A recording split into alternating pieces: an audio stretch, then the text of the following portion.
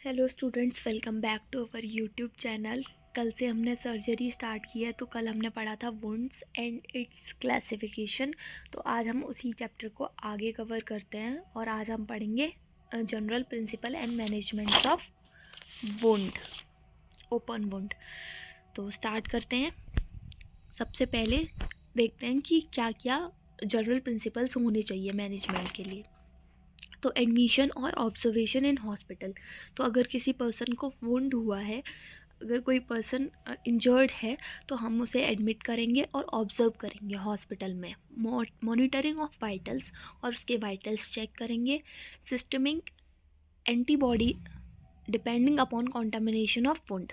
Contamination of wound कैसे हुआ है, कितना कॉन्टामिनेटेड वुंड, उसके उसके डिपेंडेंसी के अकॉर्डिंग हम सिस्टमिक एंटीबॉडीज़ देंगे। Injection tetanus toxoid for prophylaxis. Prophylaxis के लिए टेटनस टॉक्सॉइड का इंजेक्शन देंगे, क्योंकि कॉन्टामिनेटेड है और ओपन वुंड है तो हमें देख इन्फेक्शन ना हो जाए, इसलिए हम टिटनेस टॉक्सॉइड भी देंगे। क्लीनिंग करेंगे, ड्रेसिंग करेंगे और सुचरिंग करेंगे वुंड की।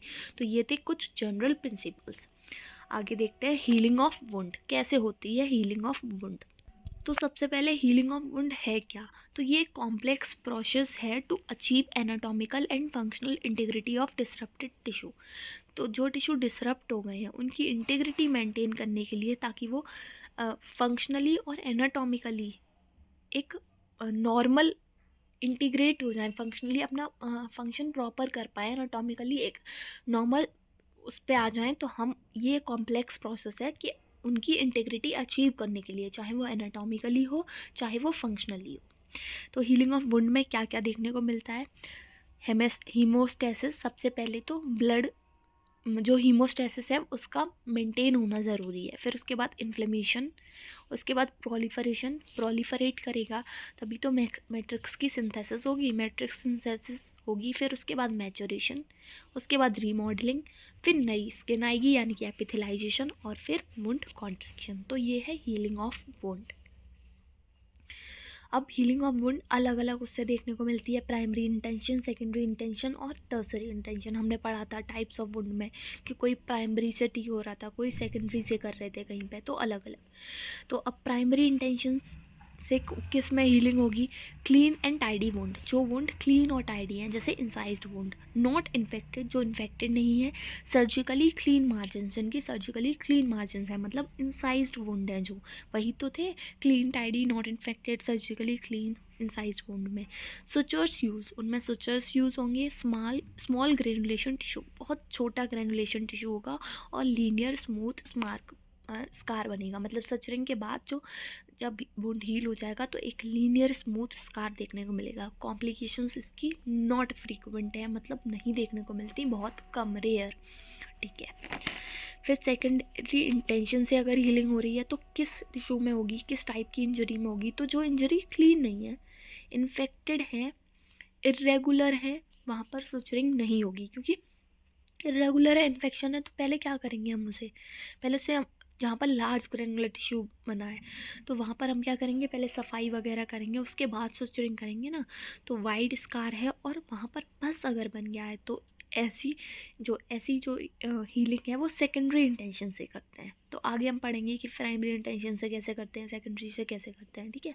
कॉम्प्लिकेशंस यहाँ पर क्या आ सकते हैं, पस पड़ गया है तो वो पार्ट हर्निया भी बन सकता है, वहाँ पर इंसिजनल या फिर डिसेबिलिटी आ सकती है उस पार्ट की।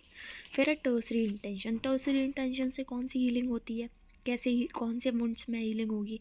तो जो वुंड क्रस्ड है या कंट्यूज्ड है और जो बहुत ज़्यादा वहाँ पर ग्रैनुलर टिश्यू बन गया, डिवाइटलाइज्ड जो प्रेजेंट है उनमें, तो वहाँ पर हम क्या करेंगे, सबसे पहले वुंड डिब्राइड करेंगे, वो पार्ट हटाएंगे।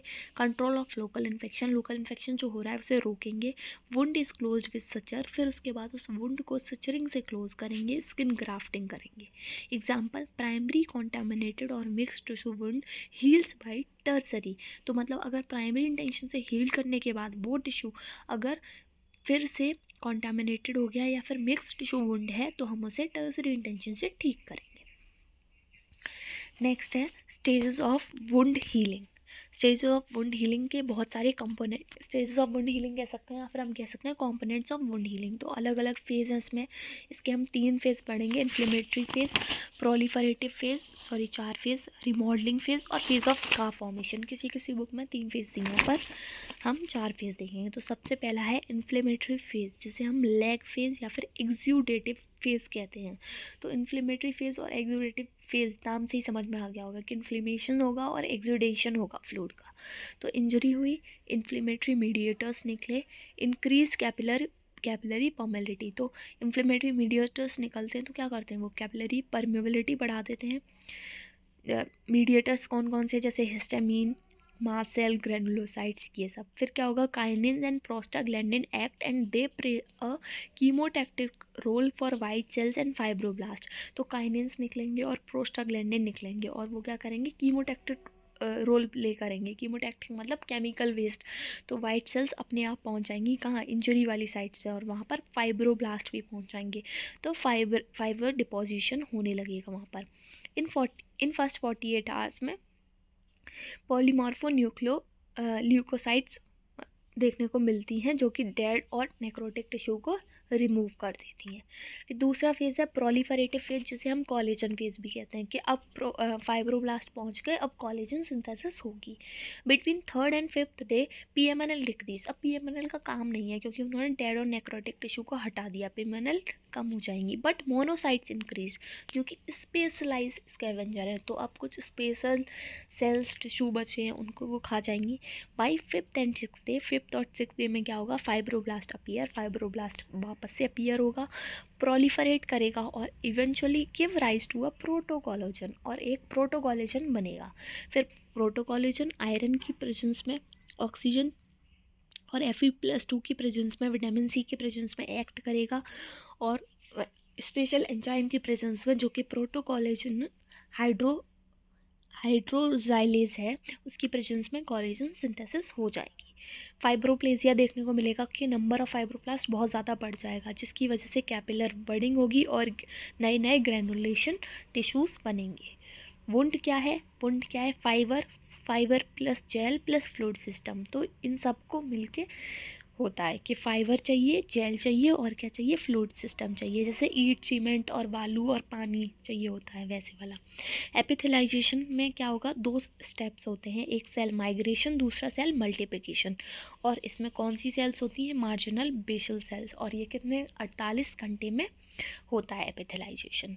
तो नेक्स्ट देखते हैं, हमने अभी 2 फेज़ देखे, inflammatory phase, proliferative phase. Inflammatory phase में क्या है, कैपिलरी परमेबिलिटी बढ़ गई, पीएमएनएल आ गए और वो एक्ट करने लगे। फिर दूसरा प्रोलिफरेटिव फेज़ में पीएमएनएल कम हो जाएंगे, मोनोसाइट्स बढ़ेंगे, उसके बाद प्रोटोकॉलोजन बनेगा, प्रोटोकॉलोजन से कॉलोजन बनेगा, और इसमें फाइब्रोप्लेजिया देखने को मिलेगा हमें। फिर उसके बाद एपिथेलाइजेशन होगा। तो नेक्स्ट फेज़ है हमारा रीमॉडलिंग फेज़ यानी कि मैचुरेशन फेज़। यहाँ पर क्या होगा, ये 4 दिन बाद शुरू होगा, मतलब वो जब ख़त्म हो जाएगा प्रोलिफरेटिव फेज़ तब।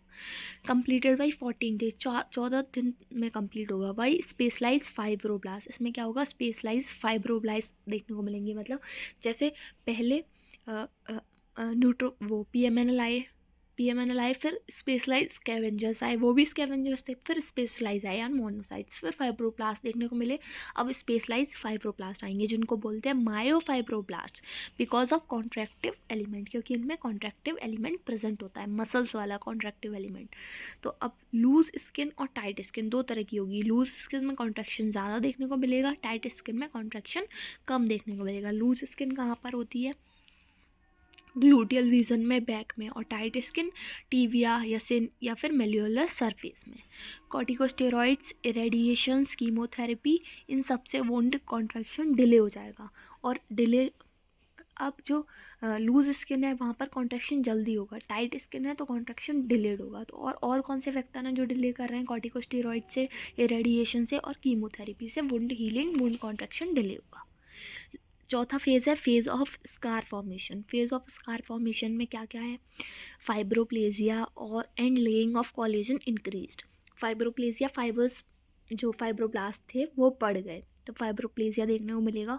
और कोलेजन की जो लेइंग हो रही है, लेयर्स हैं वो भी बढ़ जाएंगी, वेस्कुलरिटी कम हो जाएगी, एपिथेलियाइजेशन कंटिन्यू रहेगा। स्कार बनना है ना, तो वेस्कुलरिटी का काम नहीं है, कम हो गई अब वो, लेकिन एपिथेलाइजेशन अभी भी कंटिन्यू है। In growth of lymphatic and nerve fibres की, लिम्फेटिक्स की, सबकी ग्रोथ होगी क्योंकि स्कार बन रहा है।